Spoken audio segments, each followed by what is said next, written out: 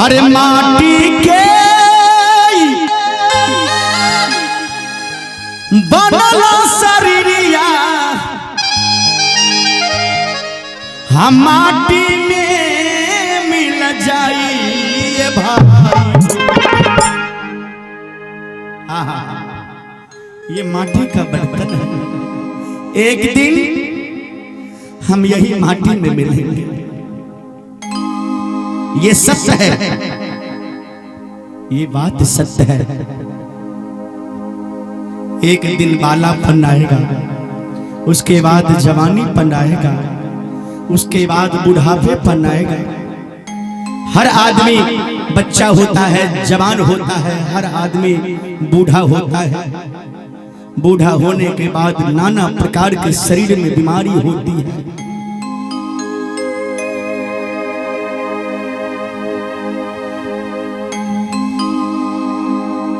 उसी तरह इसलिए कितना दिन की दुनिया है। भजन है, जिंदगी एक किराए का घर है, जिंदगी एक किराए का घर है।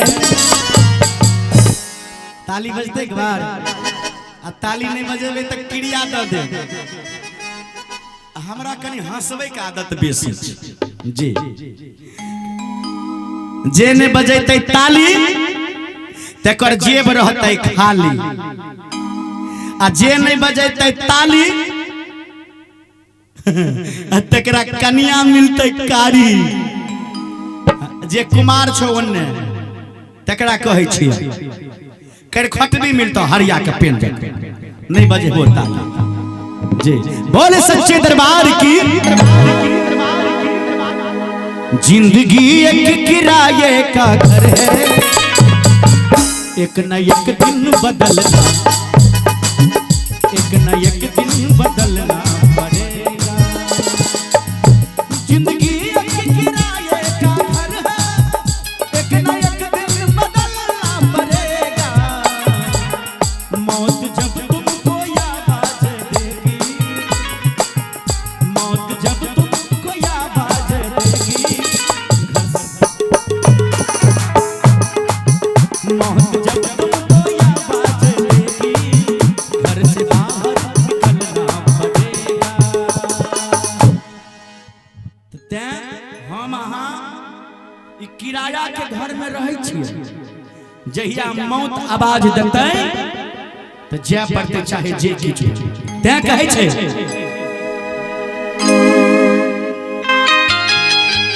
अरे माटी के बनल शरीरिया हम माटी में मिल जाइए भाई।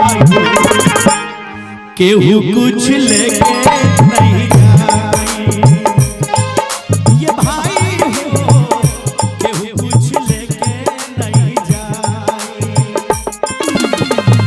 माटी के बनल शरीरिया माटी में मिल जाई, ये भाई हो, केहू कुछ लेके नहीं जाई। ये भाई हो, केहू कुछ लेके नहीं जाई।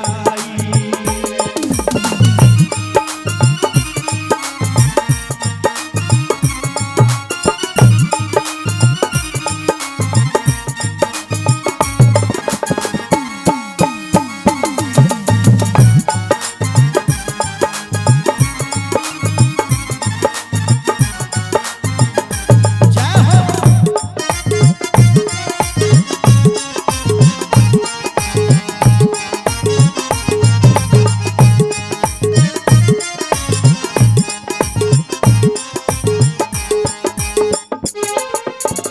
एक और पुरस्कार,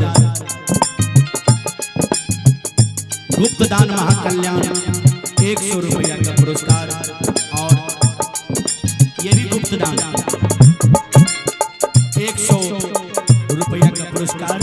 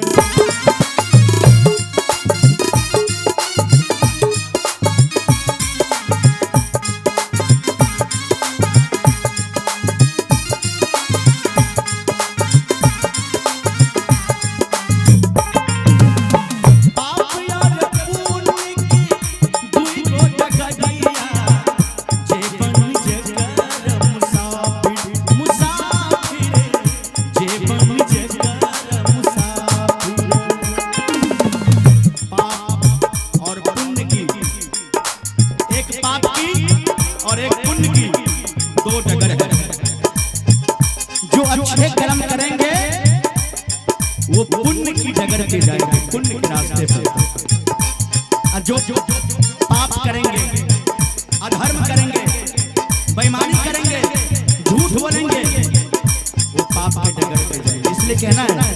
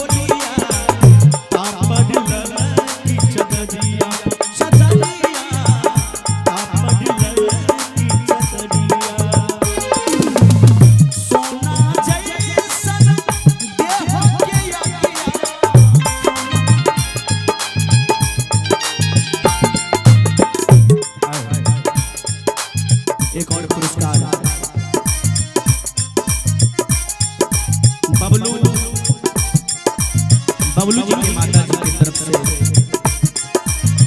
51 रुपया के पुरस्कार है।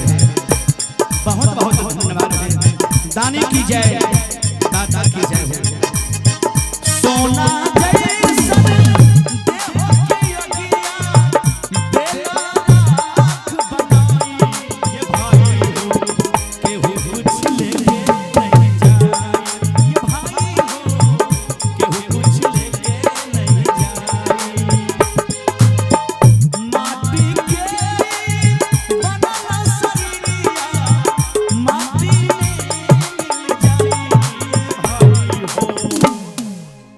मीठा मीठा ताली देना है सभी आदमी को। बोले सच्चे दरबार की। एक बार दोनों हाथ खड़े करेंगे ईमानदारी से। यानी चाची हो उठा दिया, दोनों हाथ उठाइयो जी। बोले सच्ची दरबार की जय, भक्ति और भगवान की जय, राधा रानी सरकार की जय। चार कहरिया अरे बांस के डोलिया, जेबन जकर मुसाफिर मुसाफिर, जेबन जकर मुसाफिर। हर सोना जैसन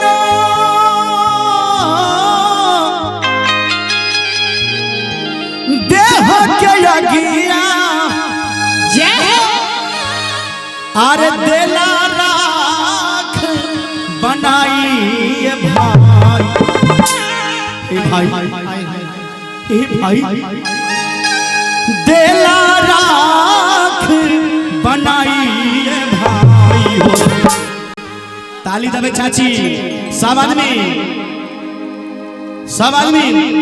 देहला राख बनाई ये भाई हो, आके हो कुछ लेके नहीं जाई, केहू कुछ लेके नहीं जाई ये भाई हो, केहू कुछ लेके नहीं जाई। माटी के बनल सरिया, माटी के हिल जाई ये भाई हो, केहू कुछ लेके नहीं जाई ये भाई हो, केहू कुछ लेके नहीं जाई ये भाई हो, केहू कुछ लेके